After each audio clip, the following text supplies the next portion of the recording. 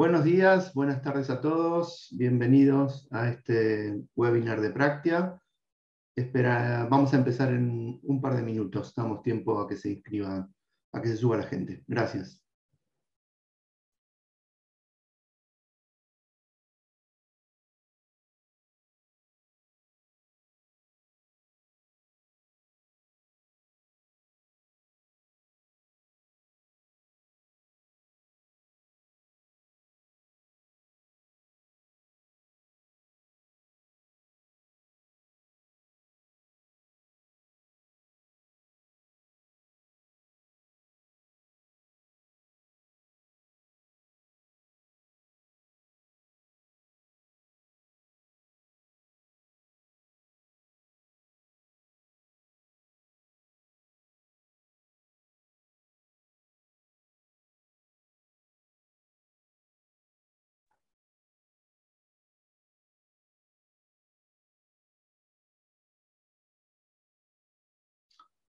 Bueno, vamos arrancando si les parece. Buenos días y buenas tardes a todos, a los que se sumaron recién. Gracias por participar de esto. Hoy estamos arrancando un nuevo track de webinars relacionado con ciencia de datos e inteligencia artificial y MLOps, y lo titulamos Resolviendo el problema del pasaje a producción en inteligencia artificial. Me acompaña Juan Echagüe, director de I+D de Practia. Hola Juan, ¿cómo va?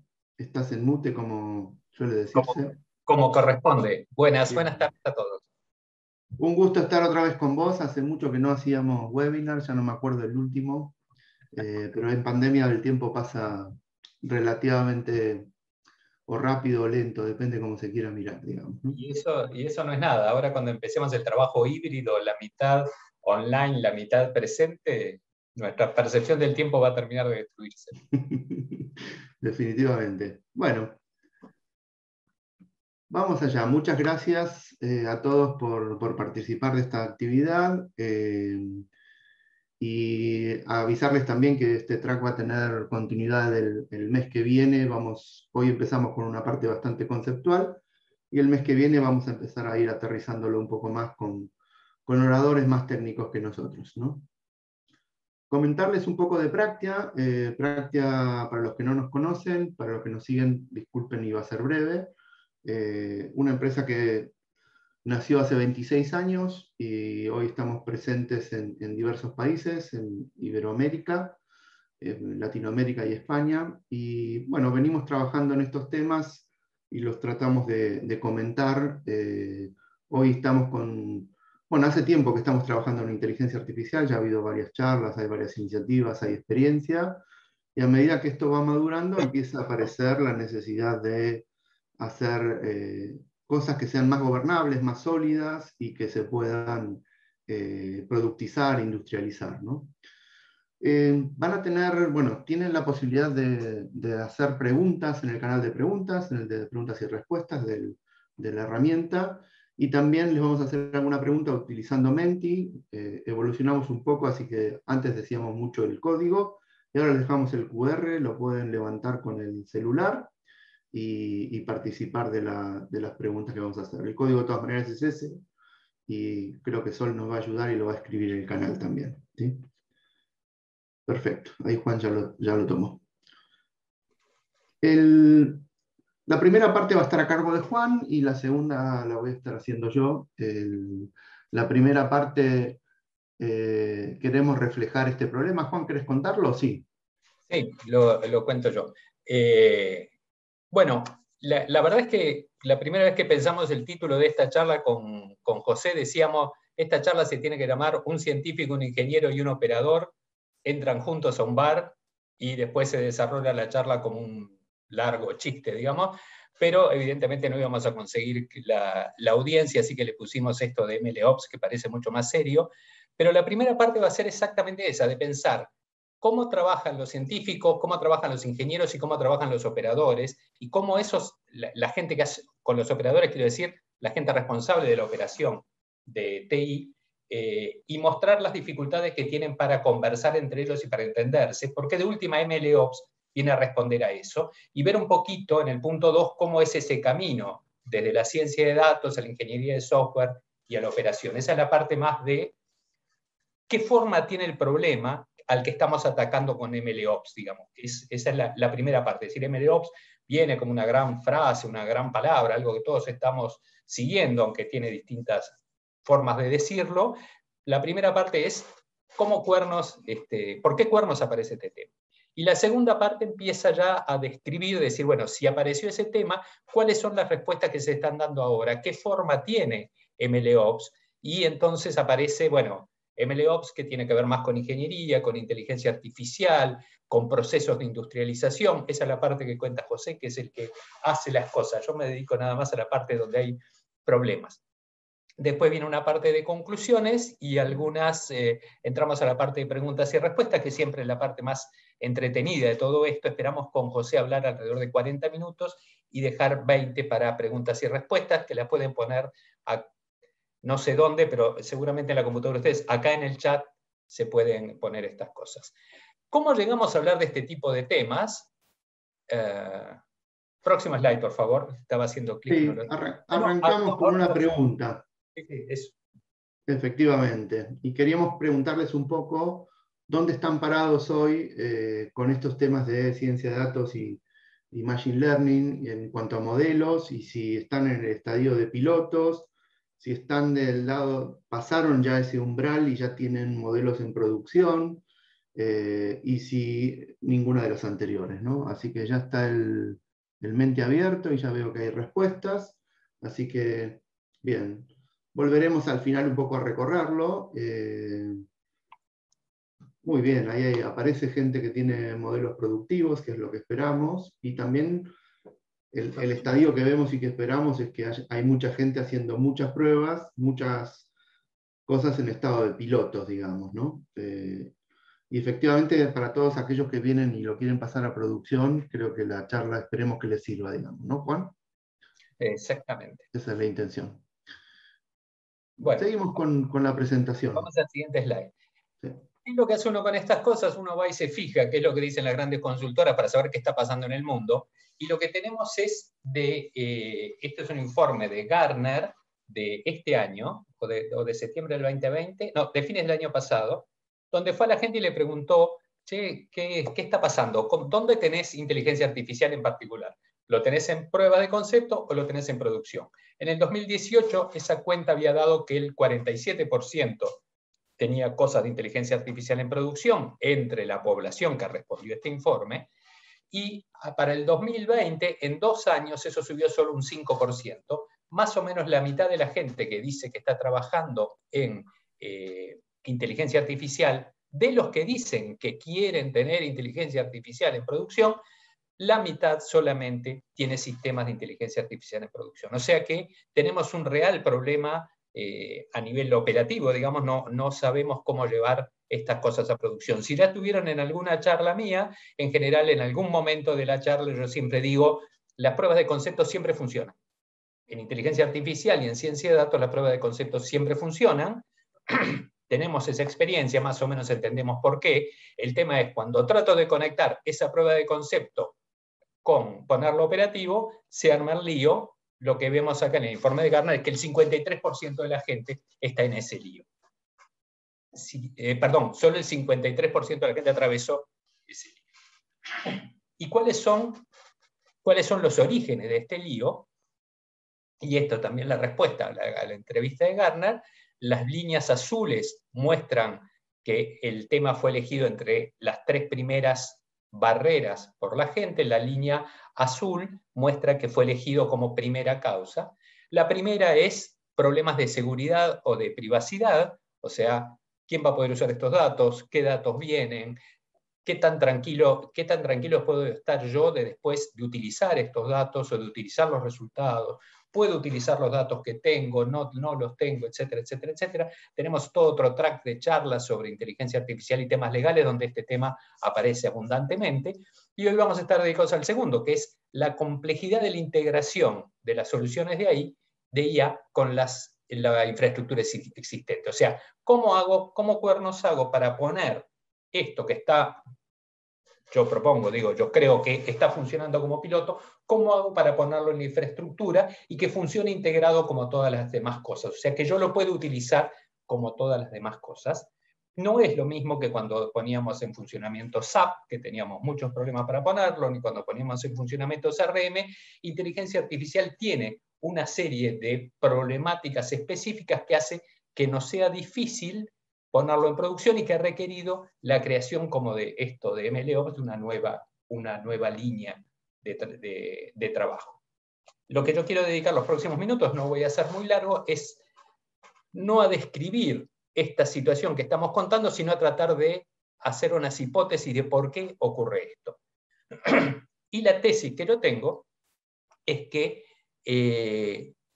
la gente que esto lo trabaje implica que tenés que poner a entenderse a la gente de ciencia de datos con la gente de ingeniería de software y con la gente de operaciones de TI. Esos tres grupos de gente, por lo menos, tienen que estar alineados para poner en funcionamiento un sistema de inteligencia artificial. Y lo que yo digo es que esta gente vive en lugares distintos. Voy a tratar de convencerlos de que hablan desde lugares distintos, de que toman decisiones de manera distinta y que eso hace complejo la coordinación entre estas tres cosas. Esto es, por un lado, el tema de... creo que eso ayuda a preguntarse por qué es tan difícil, y por otro lado ayuda, y ya me están pisando el siguiente slide, y por otro lado ayuda a entender cómo resolverlo. Pero antes una pregunta que tiene que ver, ¿qué estoy hablando cuando digo el estilo de tomar decisiones? Una primera pregunta es, ¿cómo prepararon hoy su desayuno? Cuando fueron a desayunar, se levantaron, posiblemente no fueron a trabajar, fueron hasta la cocina y se prepararon el desayuno. ¿Cómo decidieron la forma de preparar el desayuno?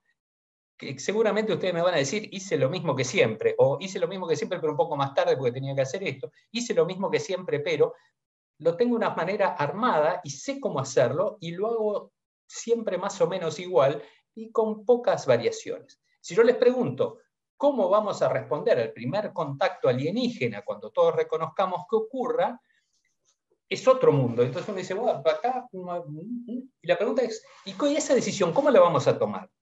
¿La vamos a tomar de la misma manera en que tomamos la decisión de cómo preparar el desayuno? Me parece claro que no. Entonces, esto es un ejemplo para mostrar cómo existen ámbitos diferentes donde nosotros respondemos a las preguntas. Esos ámbitos diferentes corresponden, por ejemplo, acá a la izquierda tenemos la película Arrival. Es de 2016, le puedo contar infinitos spoilers porque hace 5 años, no le voy a contar ninguno más, solo le voy a decir que eso es una nave alienígena y les propongo que la vean porque es muy buena. Lo que tienen a la derecha es la cocina de mi casa. Cuando yo desayuno en general estoy de espaldas a esto porque la silla que me toca es de espaldas a esto, pero esa es la cocina donde yo tomo la decisión de cómo desayunar. Estos son dos ámbitos donde las decisiones son muy diferentes. Y entonces la pregunta que vale la pena iluminar es, el estilo de tomas de decisiones no depende solamente de sobre qué estoy tomando, sino el nivel de complejidad que tiene. Estas decisiones no son solo diferentes porque una se refiere a mi cocina y otra a alguna planicie en Estados Unidos, sino porque es distinto el conocimiento que yo tengo de las relaciones causales y de qué es lo que puedo hacer en la cocina de mi casa que lo que yo puedo hacer en un primer encuentro con especies alienígenas. Y cuando digo especies alienígenas, puedo decir también cuando llega una pandemia, o puedo decir cuando voy a un lugar inexplorado, quedan pocos lugares inexplorados en este momento, pero en las profundidades del mar, o cuando en su momento era acceder a alguno de los polos. Siguiente slide, por favor. Lo que yo voy a tratar de sostener es que la complejidad del tema es lo que va a hablar de la forma de tomar decisiones y que los distintos roles se ubican diferente aquí. Lo que voy a usar para eso, siguiente slide, es la teoría de este señor que se llama Snowden. Esta foto es muy mala, pero yo la quiero porque se la tomé yo una vez que estuvo hace unos años dando charlas acá, y sacó un paper muy importante, creo que es del 2003 este paper, de cómo son los frameworks donde uno toma decisiones, o sea, en qué ámbitos uno toma decisiones y basado en la idea de complejidad. Siguiente. esencialmente lo que dice Snowden, va a haber un clic más porque hay unas cosas que están ocultas. ¿Algo más? ¿Uno más?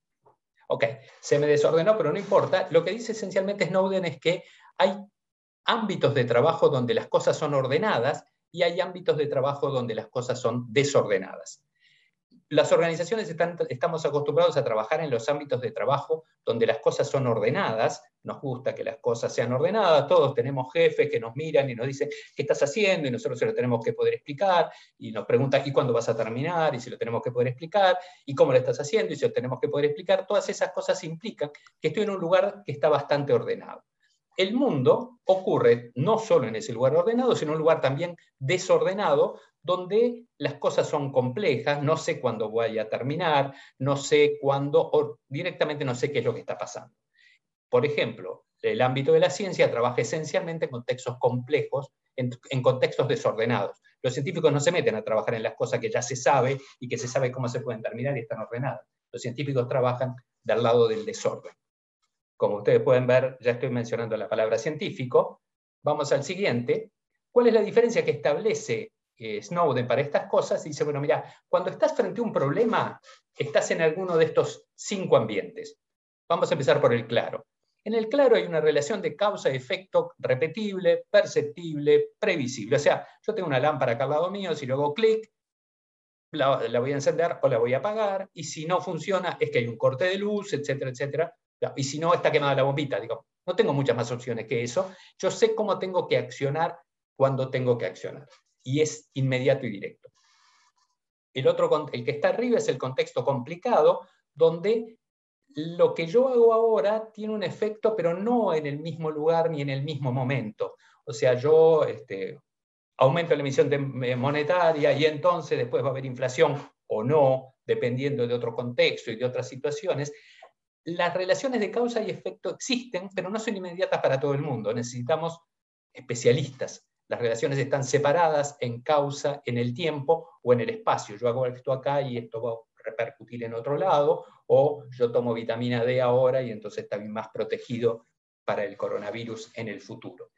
En este mundo existen relaciones de causa y efecto, no son inmediatas, pero son conocidas y eventualmente están separadas en el tiempo y el espacio. Y hay un mundo que es un campo donde están los problemas complejos, donde sigue habiendo relaciones causa-efecto, pero la verdad que yo no las conozco todavía y no las puedo prever, solo las puedo entender de manera retrospectiva. Es acá donde trabajan los científicos, que hacen experimentos y dicen, mirá, si hice esto y después pasó esto y después pasó esto, yo formulo que la cadena causal es esta. No la conocía cuando hice el experimento, porque si no, no hubiera hecho el experimento. Ahora que ya lo hice y ya lo probé, entonces puedo ver de manera retrospectiva cuál es la causa y la consecuencia, cuál es la relación causal. Y está el ámbito caótico, donde no hay relaciones causales perceptibles, es un lío, puede haber alguna relación causal en algún lado, pero yo no la puedo conocer ni en retrospectiva ni nada, cada vez que hago resulta en una cosa diferente. Ese es un contexto que llamamos caótico. Hay un quinto contexto, que es el que está en el medio, que es el que me dice, estoy en alguno de estos, pero todavía no sé cuál. O sea, todavía estoy llegando a la fiesta, no sé de qué viene la mano. La mano va a venir de alguna de estas 4 cosas, pero yo todavía no sé de cuál. Vamos a la siguiente. ¿Qué tiene que ver esto? Esto tiene que ver porque lo que señala Snowden es que en cada uno de estos campos hay diferentes maneras de trabajar. Y lo que nosotros voy a tratar de sostener más adelante es que MLOps es una forma de coordinar estas distintas formas de pensar, que si no, se llevan relativamente las patadas. ¿Qué es lo que hago en un contexto claro? Como cuando voy a prepararme el desayuno, pongo la leche en el microondas, pongo el agua en el boiler, preparo el café, etcétera, etcétera, y existe la mejor manera de hacerlo. ¿Qué es lo que pasa en el contexto complicado, donde las relaciones causales no son inmediatas? Bueno, llamo a especialistas.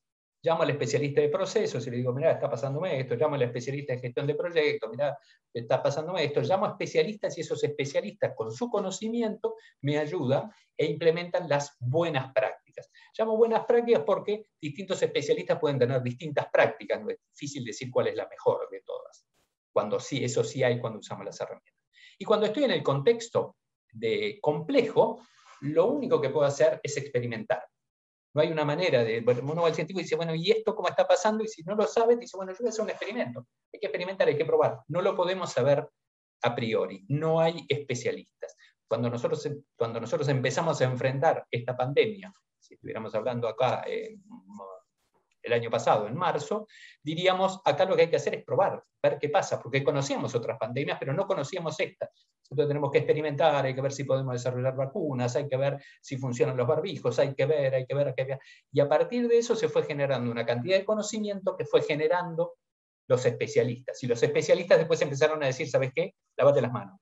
Punto. Se acabó, no es una discusión, esa es la mejor práctica que hay que hacer. Entonces así es que fluye en general el conocimiento.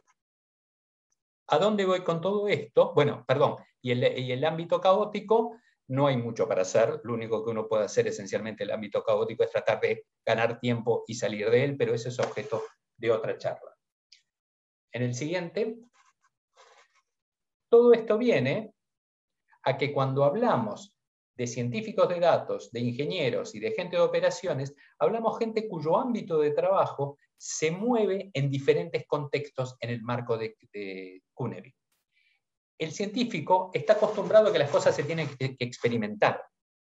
El ingeniero es como un especialista que está acostumbrado a diseñar cosas, mecanismos, procedimientos, y la gente de operaciones es gente que está acostumbrada a hacer funcionar esos mecanismos de manera segura, porque si no se cae en la parte caótica.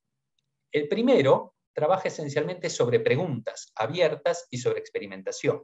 Y el ingeniero trabaja sobre cosas que se saben o que pueden averiguarse rápidamente con relaciones causales y en el diseño de cosas. Entonces, cuando se ponen a conversar, y eso lo vimos muchas veces, el científico empieza a decir, bueno, y ahora hay que experimentarlo, y el ingeniero empieza a decir, otra vez tenemos que arrancar desde cero, pero ¿por qué tenemos que arrancar desde cero? Y el científico dice, bueno, porque es así, porque es un problema diferente, porque cambió, porque tiene esto, y el ingeniero eso se le vuelan los cabellos. Yo soy ingeniero, así que tengo ese tipo de cosas que pasa esto. Por otro lado, el ingeniero le pide al científico, le dice, esto tiene que funcionar así, ¿qué fecha lo vas a presentar? ¿Cuándo lo vas a hacer? ¿Qué procedimiento vas a usar? Y el científico de datos lo mira como diciendo, no entendiste nada, no está, la experimentación no está en tu ámbito, entonces no lo puedes entender, y también se le paran los pelos de punta, y ni hablar de cuando todo eso llega a operaciones, en que dice, bueno, ¿cómo contemplo desde operaciones todo este tipo de cosas y esta complejidad y esta discusión que está produciéndose allá arriba? Yo estoy en operaciones, lo mío tiene que funcionar 7×24, no puedo hacer experimentos, y no puedo estar discutiendo cómo con el ingeniero, digo, ingeniero, armalo bien, pasámelo armado, no me converse sobre cómo debería hacerse. Esa es la conversación que se tiene que producir y que se produce, y esa conversación es la que enmarca de alguna manera cómo lo que intentamos dar como respuesta en ciencia de datos, porque es lo que pasa cuando pasamos de del piloto, pasamos a ponerlo operativo. Próximo slide.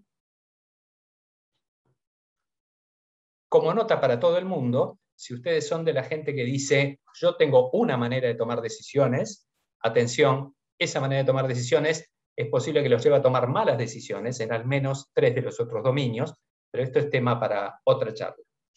Siguiente slide, y ya nos vamos acercando al final de esto.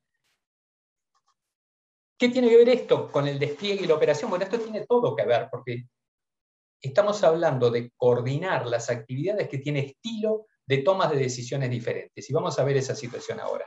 ¿Por qué se produce entre el piloto? ¿Por qué los pilotos son exitosos? ¿Y por qué hay tanto lío cuando pasamos a la operación? Próximo slide.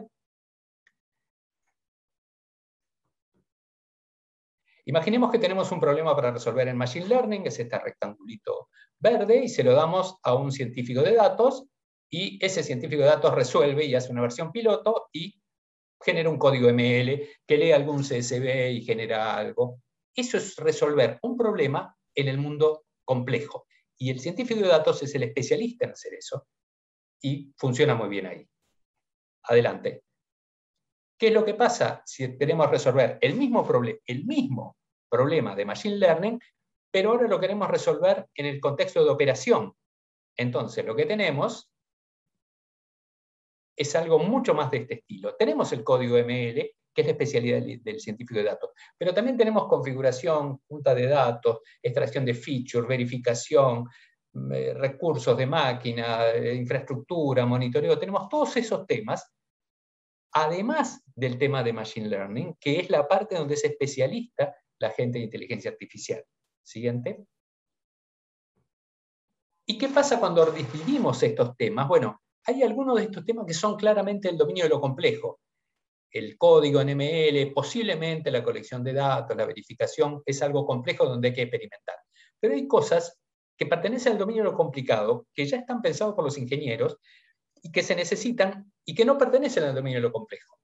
Entonces ahí necesitamos un diálogo entre gente acostumbrada al dominio de lo complejo y gente acostumbrada al dominio de lo complicado. Y además de todo eso, eso es el diseño y la forma de pensar. Después todo eso hay que transformarlo en algo operacional que tiene que pertenecer al dominio de lo claro. O sea, cada uno de estos rectangulitos de arriba tiene un rectangulito equivalente en cómo se hace eso que se discutió. Arriba estamos mucho más en descubrimiento y diseño y abajo en operación. Entonces lo que vemos es una conversación que funciona en tres ámbitos de discusión diferentes. El ámbito de la experimentación, el ámbito del diseño y el ámbito de la operación, por gente que está altamente entrenada a hablar en ese ámbito y no necesariamente hablar con los demás ámbitos. ¿Cuál es la situación que se produce entonces y que tratamos de resolver con MLOps? Esencialmente tenemos un modelo donde tenemos que hacer convivir toma de decisiones en los tres mundos. Ciencia de datos, que se acostumbra a pensar en lo complejo, ingeniería de software, que se acostumbra a pensar en lo complicado, y operaciones de TI, que se acostumbra a pensar en lo claro, porque si no resuelves lo claro, te caes en lo caótico, que es cuando una cosa se rompe en operación y todos se arma un despelote todo, y todo el mundo anda corriendo para todos lados. ¿Cuál es el escenario en que se plantea esta situación y que trata de resolver MLOps? Es la siguiente. Está documentada en la filmografía. Es la situación en que todos están apuntando para todo, para decir, vos deberías hacer esto, vos deberías hacer lo otro, vos deberías hacer lo otro. Cada uno tratando de, en el peor de los casos, cada uno tratando de impulsar a que los demás tomen decisiones con su propio estilo de toma de decisiones en su propio dominio. Lo que estamos buscando hacer, y en eso nos va a iluminar José ahora, es cómo poner de acuerdo a esta gente alrededor de un proceso que permita articular todas estas formas de pensar y esencialmente soportar la operación. Esa es mi parte. Muy bien, Juan. Creo que esta vez lo entendí. Me quedó claro. Bien. Las otras no las habías visto, José. Esta Claro. seguro que la viste. Bueno, seguimos con otra pregunta entonces. ¿Cómo están desplegando software hoy, digamos? Hablamos de software y no hablamos todavía de modelos de ciencia de datos o machine learning, ¿no? Aquí tienen las preguntas. Si no toca hablar, si hay un proceso definido, si hay algo automatizado, si están empezando a utilizar o están usando DevOps y demás, digamos, ¿no? Vamos entonces a la segunda pregunta. Ahí está el Menti, ya lo tenían abierto con la segunda pregunta. Y el código es 5589-3250 para los que no lo habían levantado antes. ¿Alguno captó tus chistes, Juan? ¿Sí? No es un chiste. De eso no se habla. Sí, creo que tenemos a Esteban, un gran amigo tuyo que debe ser el que primero votó entre la audiencia. Bien, volvemos a la presentación entonces. Vamos con, como decía Juan en la segunda parte, ¿no? Cuando hablamos de ingeniería de software, nos encontramos ante una disciplina que lo que hace es producir software, aplica enfoques sistemáticos, disciplinados, son cuantificables, para el desarrollo, la operación y después el mantenimiento, ¿no? Algo se diseña, se construye, se opera y después se va cambiando. Estamos en un entorno maduro, estamos en un entorno, bueno, relativamente maduro, donde hay gestión de la calidad, donde hay gestión de los errores, se saben los ciclos de vida, es una disciplina que en definitiva nos ayuda a construir, mantener grandes sistemas de software, de manera rentable y efectiva, y se saben cosas de los plazos y demás, digamos, ¿no? Con lo cual los negocios pueden verse soportados por esto y por la tecnología, y de una manera relativamente fiable, digamos, ¿no? Y también hay atributos de lo que es bueno, de lo que es software de calidad, ¿no?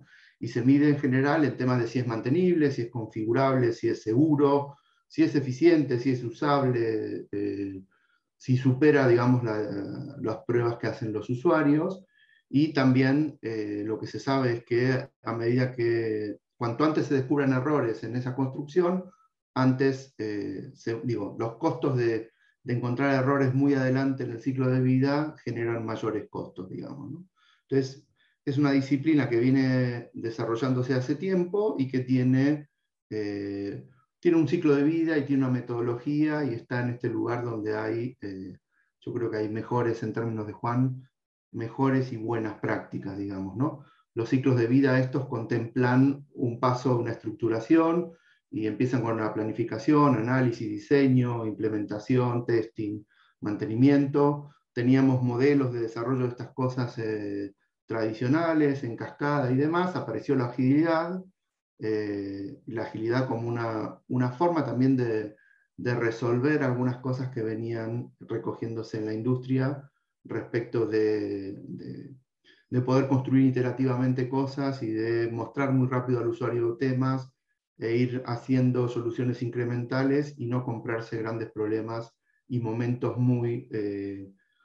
momentos de despliegue, digamos, de las soluciones muy tipo Big Bang, o muy en grandes bloques, sino hacer construcciones incrementales con equipos dinámicos, con equipos que van interactuando mucho y que van aportando a esa visión y produciendo de manera incremental software, ¿no? Y aparecieron con la agilidad, aparecieron los Ops, las hijas de la agilidad, las Ops, el DevOps es uno de ellos, y básicamente lo que habla del concepto de integración continua y de la entrega continua, digamos, ¿no? Es hacer todas estas actividades del ciclo de vida de manera ágil y de manera continua, y además de manera automatizada, ¿no? Contando con herramientas donde los pasajes a producción entre entornos, la gestión de la configuración, inclusive hasta pruebas automáticas, etcétera, y la puesta en los entornos de productivos y el release, digamos, se ha hecho de manera automática, ¿no? Aparecen también las demás Ops, el Data Ops en el mundo de los datos. Aparecen otras cosas como IOPS, que tiene que ver más con la aplicación de inteligencia artificial en la gestión operativa de IT, y aparece MLOps, que es lo que vamos a comentar con más detalle, ¿no?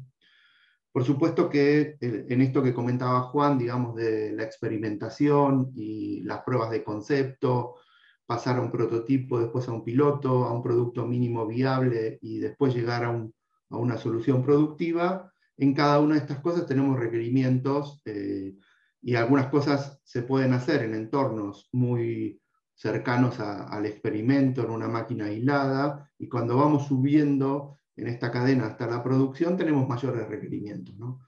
Tiene que ser algo que pueda ser reproducible, la puesta en marcha, tiene que ser algo que tiene que poder ser monitoreable, y tiene que ser algo que además tiene unas características de calidad determinadas, digamos, ¿no? Entonces, vuelvo con algunos números de los del principio de Juan, digamos, donde dice que la mayoría de los proyectos de inteligencia artificial y ciencia de datos y machine learning se encuentran en el estadio de POC, digamos. Y esto tiene que ver con, si se quiere, la dificultad que tiene el pasarlos, el superar esta barrera, digamos, ¿no? Porque, como contaba Juan, hay tres mundos, tres miradas distintas: el experimento, la ingeniería y el diseño, de alguna manera, ¿no? Y la operación, ¿sí?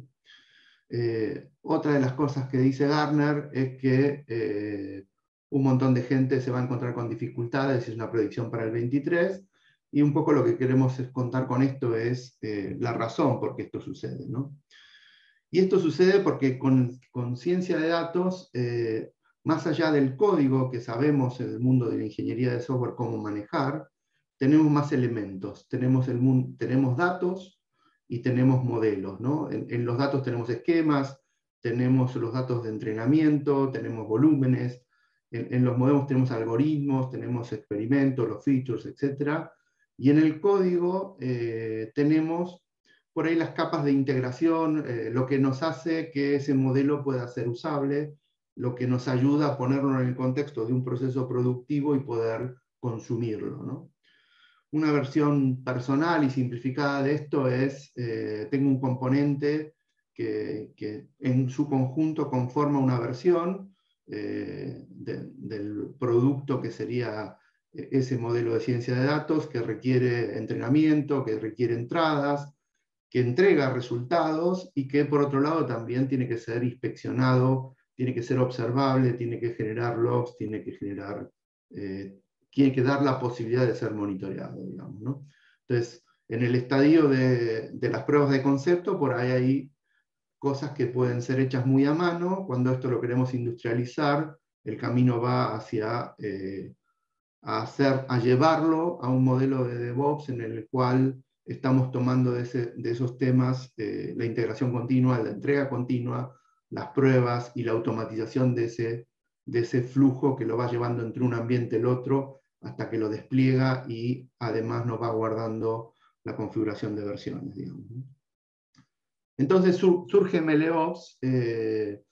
La verdad que no hay un gran estándar como todas estas cosas, hay un concepto y hay diferentes visiones. Esta es una de ellas, Continuous Delivery para Machine Learning, que básicamente va hablando de una serie de fases. Hay varias metodologías, también algunos fabricantes como Microsoft definen una metodología que en definitiva va circulando por esto: la construcción del modelo, la evaluación, la experimentación, la zona donde se va a pasar a productivo, testing, despliegue y después monitoreo, ¿no?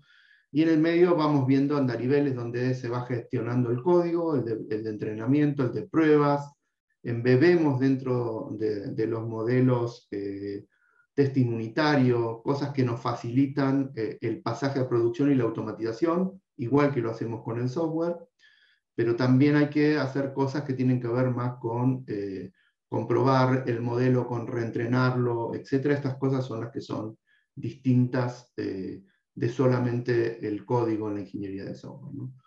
Ahí vemos modelos candidatos, elegidos, el modelo que se va a poner productivo, la versión de ese modelo, y cuando estamos reentrenándolo, ese producto ya pasó a ser otra cosa si lo miramos como el conjunto que proponíamos antes, ¿no?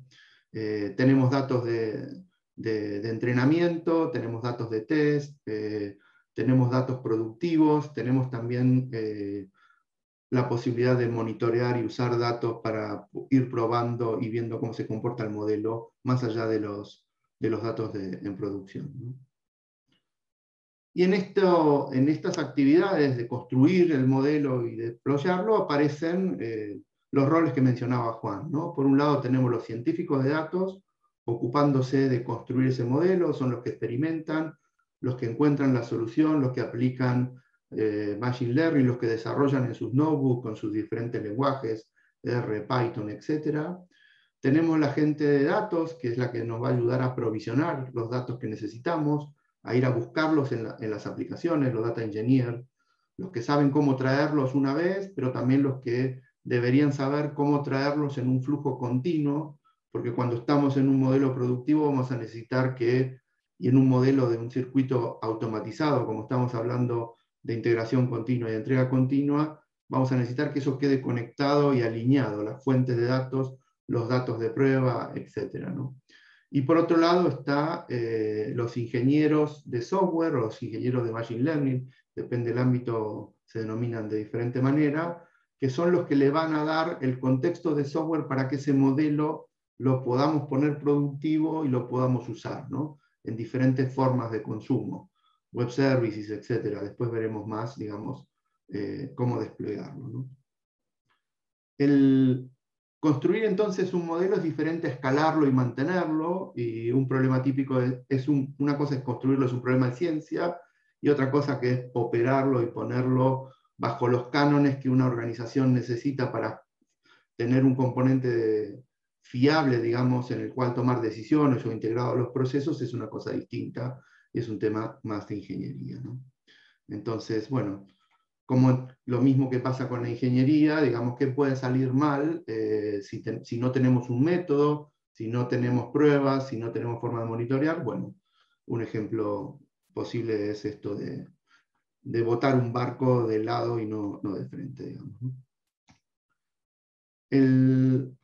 Retomamos esto de la imagen que contaba Juan, digamos, el problema del modelo en sí respecto de todas las cosas que necesitamos hacer y todos los procesos que tenemos que hacer para pasar modelos a producción, ¿no? Así que industrializar la inteligencia artificial para garantizar, digamos, una calidad uniforme. Estamos hablando obviamente en el contexto de una organización que tiene que construir modelos, más de uno y muchos, y poder operarlos y poder gestionarlos, digamos. Entonces ya no podemos depender de cada científico de datos, de cómo lo fue haciendo. Tenemos que industrializarlo, tenemos que tener procesos, tenemos que tener herramientas que nos ayudan a ponerlos en productivo, y si se imaginan una empresa que va a construir docenas, cientos si quieren, de modelos para consumir de todo tipo dentro de la organización, y si lo van a hacer, mejor que piensen en tener herramientas prácticas homogéneas, cosas que después van a facilitar el mantenimiento. Tenemos elementos como esto que ilustra, ¿no? En una construcción, si vamos a construir un barrio y queremos después mantenerlo, no podemos depender de elementos que son disímiles, sino tenemos que homogeneizar, usar componentes y herramientas y mecanismos de construcción que sean similares, digamos, ¿no? ¿Qué cosas vamos a tomar entonces de la inteligencia artificial, de la ingeniería de software para aplicar? Vamos a tomar los ciclos de diseño, la arquitectura, pensar dónde este modelo va a funcionar, no en el equipo del propio científico, no en su notebook, digamos, necesitamos algo que esté en un contexto que sea manejable, operable. Vamos a buscar que en ese ciclo de pasaje de producción haya actividades de testing. Vamos a gestionar la configuración, queremos manejar las versiones, no podemos evitar errores que en ingeniería de software ya están bastante maduros, control de versiones y configuraciones, con esa mirada que decíamos antes de que el producto ahora es código, pero también es datos y también es modelo, ¿no? Vamos a ver los entornos donde hacerlo, digamos, donde tenemos el desarrollo, donde vamos a tener los experimentos, donde vamos a tener un estadio de pruebas y donde vamos a tener el estadio productivo, digamos, ¿no? Y dependiendo de la sensibilidad también de los datos, donde esto es un más, digamos, la sensibilidad de lo que estemos manejando, por temas de compliance, de seguridad, de confidencialidad, etc., todavía estas restricciones son más fuertes, ¿no? Vamos a querer también usar la integración continua y el despliegue continuo, y vamos a querer saber cómo esos modelos están funcionando. ¿Los consume alguien? ¿Se están degradando? ¿Están vivos? ¿Están siendo invocados? Los datos con los que se está invocando se están desviando, etcétera, ¿no? Las bases son calidad, mantenibilidad y compliance, ¿no? Vamos a revisar 3 puntitos de estos. Por un lado, por qué es distinto el testing en ingeniería de software al que hacemos en ciencia de datos. En ingeniería teníamos test de unitarios, test de integración y monitoreo. En la parte de datos tenemos, además de estos, tenemos pruebas de infraestructura, tenemos pruebas del modelo, tenemos pruebas de datos, tenemos monitoreo en 3 ejes, tenemos el monitoreo de que esa pieza de software está viva, lo llamamos el monitoreo de sistemas, tenemos el monitoreo de los datos que están siendo input de ese modelo, y tenemos el monitoreo de cómo está performando el propio modelo, ¿no? El monitoreo de cómo está prediciendo, ¿no? Si se está degradando o algo así, o si está funcionando correctamente, ¿no? Entonces ahí tenemos cosas que son fáciles, cosas que vienen de la ingeniería de software que que tiene que ver con que si un sistema está funcionando, dependiendo del patrón de despliegue que tengamos, que ahora lo comentamos, pero está vivo, está respondiendo, está performando, está respondiendo en buenos tiempos, se quedó colgado, etc. Eso es todo cosas sencillas desde el punto de vista de sistemas. Y después tenemos monitoreos mucho más específicos que hay que construir, y por ahí que algunos sean dependientes de cada modelo, y es si estamos teniendo desplazamientos en los datos, si el modelo fue entrenado en determinadas condiciones, pero ahora cuando lo estamos usando está en otras y no está performando bien, y si es desde el punto de vista de las predicciones que está haciendo, siendo preciso, si se está teniendo estos temas de desplazamiento, si está teniendo sesgos y demás, ¿sí? Esto va a requerir que usemos prácticas bastante maduras, como la parte de monitoreo de sistemas, pero que también le agreguemos cosas que son muy específicas. Entonces, cuando estamos construyendo un modelo, vamos a tener que tener en mente estos temas, ¿no? Vamos a tener que tener en mente, al momento de diseñarlo, cómo vamos a medir si los datos se están desviando o si el modelo no está prediciendo como pensábamos, ¿no? Por otro lado, hay aspectos también que son muy importantes y que tienen que ver con el patrón de despliegue, ¿no? Entonces, si yo en una organización defino algunos patrones homologados, formas de desplegar estos modelos en producción, va a ser más fácil después que pueda conectar herramientas de monitoreo y los pueda visualizar y los pueda seguir. Y ahí va a depender mucho de la forma en que se consumen estos modelos, ¿no? Tenemos los modelos los podemos clasificar según el entrenamiento, según la predicción, y el último según el entrenamiento, el tipo de modelo, perdón, quedó predicción dos veces. Entrenamiento, predicción y tipo de modelo, ¿no? Y tenemos algunos que se entrenan offline, otros online. Tenemos predicciones que son online, que son continuas, on demand, perdón, y tenemos predicciones que pueden ser por lotes, digamos, a tomar una serie de datos y hacer una proyección, una estimación, hacer una predicción, digamos, perdón, sobre ese conjunto. Y otro modelo de uso es, me van pidiendo una serie de datos de input y voy entregando respuestas, ¿no?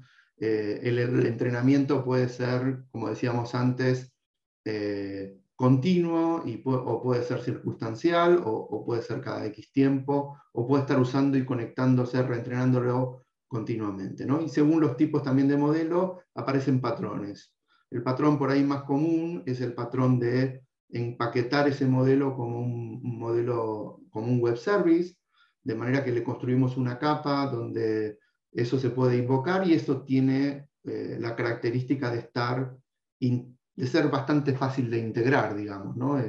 Con APIs, con servicios, sería bastante fácil de integrarlo a procesos y aplicaciones de negocio que puedan estar, ¿no? Es esto de usar la inteligencia en el punto del proceso de negocio que estoy, integrándolo a procesos de negocio que ya están vivos, digamos, ¿no? Tengo un RP o tengo un CRM y quiero en algún momento del proceso que estoy siguiendo ahí usar una predicción o usar una recomendación o usar algún modelo de toma de decisiones, ¿no?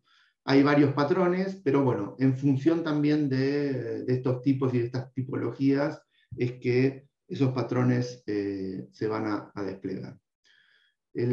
Hay otro tipo, por completar alguno de estos, hay otros en donde yo embebo el modelo dentro de una solución de software y lo empaqueto. Hay otros donde tengo un modelo híbrido y estoy distribuyendo el uso del modelo a dispositivos donde funciona autónomo. Esto lo vemos mucho con el Edge, y cuando nos acercamos a cosas como estas de a IoT, digamos, o a sensores, donde estamos frente a un dispositivo que es autónomo, que está capturando una cierta cantidad de datos en el campo o en un lugar distribuido, y le ponemos una cierta inteligencia para no tratar de capturar todos estos datos, llevarlos a un lugar centralizado y tomar alguna decisión alguna clasificación en ese lugar, digamos, ¿no? En definitiva, despliegue y monitoreo debería ser, bueno, y testing y gestión de la configuración, creo que son las 4 cosas importantes que se tratan dentro de MLOps y que son elementos que vienen de la ingeniería para aplicar a este mundo de las operaciones y de la industrialización, ¿no? Necesitamos todas estas cosas tenerlas pensadas y armadas y rodadas para poder industrializar modelos y para hacerlo de acuerdo a lo que se espera en las organizaciones, ¿no? Respecto de confiabilidad y actividad, digamos, ¿no? ¿Cómo están monitoreando ustedes hoy? Y si están monitoreando esos modelos que nos contaban que están productivos o pensando en cómo los van a productizar. Vamos con esta pregunta, entonces. La tercera pregunta, y ahí tienen el Menti nuevamente, 55 89 32 50. ¿Sí?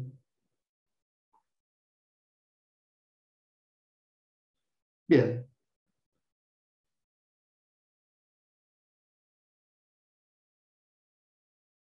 Excelente que haya alguien que hoy esté cubriendo todos los ejes, pero sin duda la mirada que hay es bastante más sencillo hoy mirar indicadores de sistemas, porque están bastante maduros y demás, y el monitoreo de otras cosas es más relevante, ¿no? Había una pregunta de Juan, que ya sabemos quién la respondió, y es la E. ¿Sí? Bien. Juan, en la siguiente charla, esto es solo ilustrativo, digamos, hay solo tocar el punto de herramientas, hay muchas herramientas, cuando uno va a buscar herramientas para dar soporte al MLOps, como en todas las cosas va a encontrar alguien que le ofrece una solución end-to-end y soluciones individuales, y dependiendo del ámbito en el que estén, uno puede estar en el ámbito de open source y también las va a encontrar, o estar en el ámbito de plataformas más de consumo empresarial, ¿no? En particular les traemos los ejemplos de Microsoft, donde ya hay toda una práctica de DevOps en nube y demás muy desarrollada, y esa misma práctica es la que se está usando con todas sus soluciones de inteligencia artificial y de machine learning, ¿no? Entonces hay la construcción, notebook, repositorios, containers, tenemos flujos y pipelines de configuración y de despliegue continuo, tenemos los entornos de construcción, de release, tenemos también las soluciones de monitoreo como Insights y demás, digamos, ¿no? Pero esto será parte de una siguiente charla un poco más detallada y técnica, que es la que estamos anunciando posiblemente a finales del próximo mes. Juan, te dejo las conclusiones. Muchas gracias, José. No entiendo por qué hago yo las conclusiones, pero intentaré hacer lo mejor posible. Tenemos el slide, próximo slide.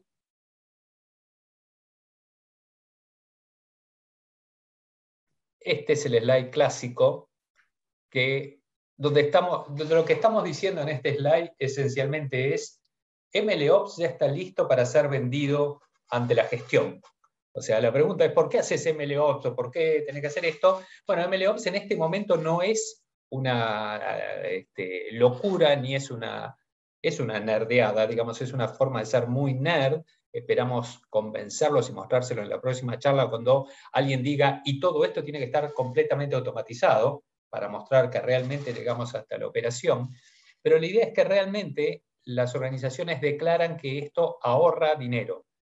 Por un lado, les permite completar la puesta en producción y les permite ahorrar dinero, esto es, generando valor a partir de que las cosas funcionan, y a la vez reduciendo los riesgos de que las cosas dejen de funcionar. Esta es como la conclusión oficial, es esta: MLOps ya está listo para ser vendido dentro de los ámbitos comerciales. Yo tengo un par de reflexiones que estaba pensando en este lado. Cuando escucho lo que presenta José, yo veo que, además de haber introducido yo la idea de que tenemos 3 roles diferentes que tienen que interactuar, buena parte de lo que presentó José es: tenemos modelos, datos y código, y en verdad tienen un comportamiento diferente entre ellos. No es lo mismo, que era lo que uno le hubiera gustado hacer al principio, poder gestionar, y qué es lo que nos pasa cuando tenemos líos, que es, los ingenieros de software tratan de gestionar los modelos como si fueran puramente software, como si fuera simplemente un código.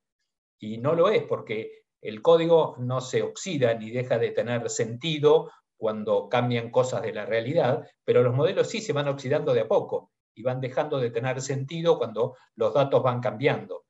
Y los datos tienen que ser cuidados de manera particular porque hay entrenamiento y hay test y hay operación, y si los mezclamos, en verdad empezamos a hacer una cantidad de trampas y empezamos a pensar de que las cosas funcionan cuando en verdad no funcionan. Y cuando las cosas se degradan, tenemos que empezar a mirar si son los modelos o son los datos que cambiaron. O sea, estamos en esa situación en que uno tiene que enfrentar diferentes tiene nuevos artefactos, nuevas cosas que aparecen, además del código tenemos los modelos y tenemos los datos, y cada uno tiene su lógica propia. Entonces toda la complejidad viene en que no podemos achatar todo como si fuera software y tuviéramos la ingeniería de software. Señalo además que los que tenemos los privilegios de ser muy canosos, presenciamos cuando empezó a ganar prestigio la ingeniería de software. Antes de esto se consideraba que la construcción de software era sobre todo un arte y estaba centrado esencialmente en la programación. Nos llevó un cierto tiempo a darnos cuenta de que no era un arte, o no solamente era un arte, y no solamente era programación, sino que además incluía una cantidad de cosas, como las que citó José. Pero eso ahora que estamos presenciando lo que acá llamamos MLOps, y que hay gente que encuadra todo esto en lo que llama la ingeniería de la inteligencia artificial, ¿no? Que es súper interesante porque es en algún sentido, hasta la semana pasada o hasta que empezó a usarse, era como un contrasentido, porque justamente la inteligencia artificial estaba centrada en los problemas que no se pueden resolver. O sea, cuando se sabe hacer una cosa en computer vision, se empieza a llamar computer vision. Y cuando se empieza a hacer algo en reconocimiento de patrones, se llama pattern recognition. Y cuando se empieza, la inteligencia artificial hasta ahora venía expulsando de sus filas o extrayendo de sus filas todos los temas que se podían resolver, los sacaba para afuera. Y decía, yo hago computer vision, yo hago speech recognition, yo hago esto. Y siempre quedaba como inteligencia artificial los que hacían esas cosas que no sabíamos hacer. La ingeniería de inteligencia artificial, que es esto que venimos hablando, es como un desafío a eso, a decir, ya hay un corpus suficientemente interesante como para plantearnos en esto que hace un tiempo hubiera considerado un oxímoron, digamos, decir, hay una ingeniería de esto que es hasta hace un tiempo era justamente lo que no sabemos hacer. Se va a establecer, posiblemente se establezca como término, posiblemente se empiece a enseñar en las universidades como ingeniería de inteligencia artificial, pero tengamos en cuenta que cuando lo miramos, tengamos en cuenta que estamos naturalizando una expresión que es en principio se consideraba como un absurdo. Tenemos ancestros famosos de esos, estamos muy lejos, pero cuando apareció la idea del origen de las especies, era una cosa igualmente desafiante, porque las especies eran justamente algo que no podían tener origen porque era un concepto filosófico de cosas que ya existían de por sí. Esa era la idea de especie, es aquello que vos podías encontrar. Entonces la idea de que hubiera un origen de las especies, en su momento era como, el título me saca la cabeza, no estamos en ese nivel de relevancia, quizás sí, dependiendo de cómo va a evolucionar nuestra relación con los organismos cibernéticos, pero pensar que estamos frente a la ingeniería de inteligencia artificial realmente representa un cambio para la forma como pensamos estas cosas. Y estamos en hora, así que por mi parte, no sé si tenemos preguntas, José, creo que ni siquiera sé dónde buscarlas. No te preocupes, Juan, ahora las buscamos, muchas gracias. Lo que no tuvimos cuenta en el tiempo es el apasionado Echagüe, hablando de ingeniería de software, así que nada, ahí las estamos buscando, a las preguntas, un segundo, creo que tenemos alguna y tenemos tiempo. Bueno, excelente presentación, hablaron de las herramientas asociadas, gracias al público, hablaron de las herramientas asociadas a operativizar modelos de ML.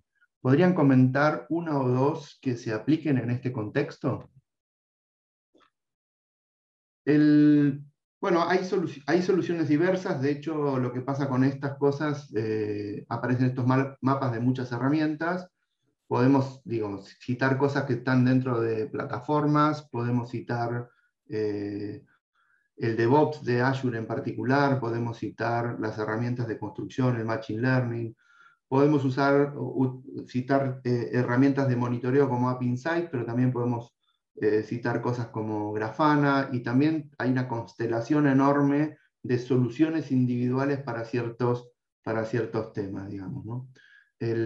Hay dentro de la plataforma, digamos, si nos vamos a Hadoop, si nos vamos a otras cosas, encontramos también soluciones equivalentes, digamos, ¿no? Seguramente de este punto se aborde más en la siguiente charla, pero espero haber dado al menos alguna pincelada, digamos, ¿no? Alguien que pregunta, pero tengo un equipo chico, ¿cuánta gente necesito para comenzar? ¿Puedo combinar roles? Juan, ¿querés ayudarme? A ver, la experiencia que nosotros estamos teniendo es que los científicos de datos difícilmente se transforman en ingenieros de software. Posiblemente la gente que hace ingeniería de software y operación pueda hacer la misma en el equipo chico, pero esta idea de que por un lado tengo al científico de datos que se limita a construir modelos y se centra en eso, y conocemos equipos donde el data engineering es el mismo que el que pone las cosas en operación, digamos. Por lo menos necesitas un tipo más de científico de datos e inteligencia artificial y un tipo más de desarrollo, un tipo más de DevOps. Esa es la configuración mínima de roles, y las cabezas no funcionan juntas, o sea que se necesitan dos cabezas, al menos dos. Bien. Bueno, hay más preguntas. Abusando un poco del público, tomamos una más y con esto cerramos. La de la nube versus infraestructura. No la Y es estoy para vos, viendo. José. Espero que me la puedas responder. No la estoy viendo, ayúdame, después la puedes leer.